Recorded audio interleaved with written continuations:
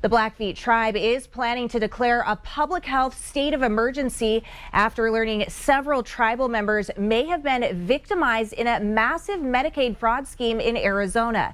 The state's attorney general is now calling it one of the biggest scandals in Arizona history, claiming financial impact may stretch into the hundreds of millions of dollars.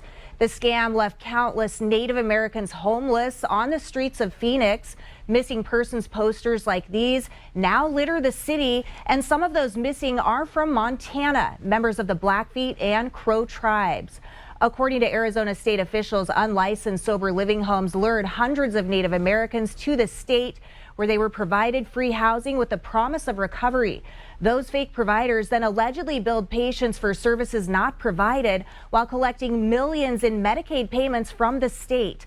One of the alleged victims is Josh Racine, a Blackfeet tribal member who went missing after a non-licensed home he was at suddenly shut down. Racine ended up homeless and missing for about a month until his family was able to drive to Phoenix and find him to bring him back home to Montana.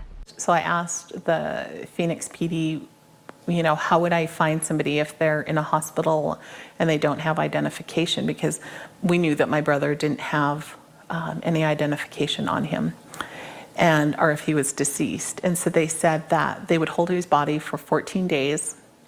And after 14 days, they bury the unidentified in a pauper's grave in the county marked by a number, which was just so frightening. According to a Phoenix-based grassroots organization called Stolen Persons, Stolen Benefits, it has helped locate at least 40 tribal members from the Blackfeet and Crow reservations and return them home to Montana. And the group says there are likely hundreds more from Montana who were victimized. The Navajo Nation also recently issued a public health state of emergency to get its people home safely. Several members of Montana's congressional delegation are reacting, including Senator John Tester, who sent a letter to the Centers for Medicare and Medicaid Services calling on the agency to investigate. In it, Tester writes, quote, "I am especially alarmed by the recent development that these fraudulent activities have reached tribal members in Montana who are seeking treatment. By offering promises of treatment in exchange for changing their residency to Arizona, these fraudulent centers have reportedly recruited Montanans and left them without care and stranded in Arizona."